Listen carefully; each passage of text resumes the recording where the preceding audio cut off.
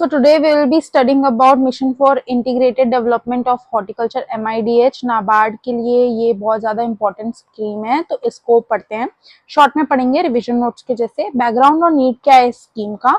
India जो है वो ट्रेडिशनली सीरियल फोकस्ड है, मतलब हम यहाँ राइस उगाते हैं या फिर हम वीट उगाते हैं। तो उस फोकस से हटने के लिए, क्योंकि जो हॉर्टिकल्चर होते हैं, फ्रूट्स और वेजिटेबल और स्पाइसेस फ्लावर्स होते हैं, उनमें हमको हाई रिटर्न मिलता है पर हेक्टेयर में, न्यूट्रिशनल सिक्योरिटी मिलती है और एक्सपोर्ट पोटेंशियल भी बहुत ज्यादा है हॉर्टिकल्चर का। तो हमको ये फोकस हटाने के लिए इंडियन मार्केट से हमने MIDH गवर्नमेंट ने लॉन्च किया। कब लॉन्च किया? एग्रीकल्चर ईयर 2014-15 में इसको लॉन्च किया गया।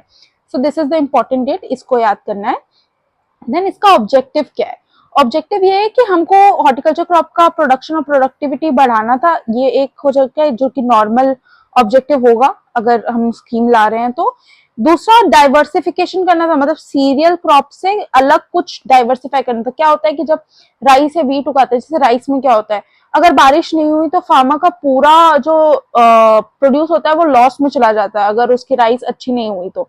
इसी को डाइवर्सिफाई करने के लिए कि फार्मर की इनकम स्टेबल हो सके, गवर्नमेंट ने बोला कि आप हॉर्टिकल्चर भी साथ में उगाओ, मतलब फ्रूट्स उगाओ या फिर वेजिटेबल उगाओ, तो डाइवर्सिफाई करो अपने फार्म को। तो इसके लिए प्रमोशन के लिए MIDH लॉन्च किया गया। फिर पोस्ट हार्वेस्ट इंफ्रास्ट्रक्चर बनाने के लिए MIDH यूज होता है। पोस्ट हार्वेस्ट इंफ्रास्ट्रक्चर क्या होता है? जैसे टमाटर होते हैं, आप उसको ठंडी के मौसम में तो उनको स्टोरेज की जरूरत नहीं होती है, पर गर्मी के मौसम में जब अगर ज्यादा टमाटर बच जाते हैं, तो अब तो हर मौसम में टमाटर होने लगे हैं। पहले क्या होता था, उनको कोल्ड स्टोरेज में रखने की जरूरत पड़ती थी ताकि वो खराब ना हो। ग्रेडिंग होता है कि उनको एक्सपोर्ट के लिए ग्रेड किया जाता है कि अच्छे क्वालिटी का अलग किया जाए, बुरे क्वालिटी का हटाया जाए, तो उसे ग्रेडिंग करते हैं कि मतलब अच्छा क्वालिटी मार्केट में जाना चाहिए। एंड पैकेजिंग करें तो उसकी वैल्यू बढ़ जाती है, जैसे कि वैल्यू एडेड प्रोडक्ट्स होते हैं, तो पैकेजिंग करने से किसी भी आइटम की वैल्यू बढ़ जाती है। तो ये पोस्ट हार्वेस्ट इंफ्रास्ट्रक्चर बढ़ाने के लिए MIDH को लॉन्च किया गया। अब इससे क्या भी हो सकता है? Improve farmer income. मैंने बताया जैसे कि डाइवर्सिफिकेशन करने से फार्मर एक जगह पे एक क्रॉप के ऊपर डिपेंडेंट नहीं होता, वो बहुत सारी क्रॉप्स उगाता है, तो उसकी इनकम हर जगह से आती है। कंपोनेंट्स क्या है? ये अम्ब्रेला स्कीम है, मतलब इसके अंदर और भी बहुत सारी स्कीम्स हैं MIDH के अंदर। पहली स्कीम है national horticulture mission, general states के लिए हॉर्टिकल्चर मिशन है ये। HMNEH है, horticulture mission for north eastern states and Himalayan states. ये नॉर्थ ईस्टर्न स्टेट्स और हिमालयन रीजन्स के लिए हॉर्टिकल्चर मिशन है। देन नेशनल बैम्बू मिशन भी इसी के अंदर आता है और कोकोनट डेवलपमेंट बोर्ड भी इसके अंदर आता है। इन सबको हम अलग वीडियो में पढ़ेंगे डिटेल में। देन हाउ इट वर्क्स, कैसे वर्क करता है MIDH? इसमें क्या होता है, सब्सिडीज होती है। अगर आपको नर्सरी लगानी है अपने फार्म में, इरिगेशन सिस्टम जैसे ड्रिप इरिगेशन का अभी कल्चर चल रहा है, तो अगर आपको वो लगाना है, या ग्रीन हाउस सेटअप करना है आपको फ्रूट्स और वेजिटेबल्स के लिए, या स्टोरेज इंफ्रास्ट्रक्चर सेटअप करना है, तो गवर्नमेंट आपको सब्सिडी देगी। मतलब आप ये सेटअप करो, गवर्नमेंट से आपको सब्सिडी मिलेगी। Then encourages cluster based development. Cluster based development मतलब किसी एक क्रॉप को एक स्पेसिफिक रीजन में पकड़ा जाता है और सारे फार्मर्स को उसको उगाने के लिए प्रमोट किया जाता है।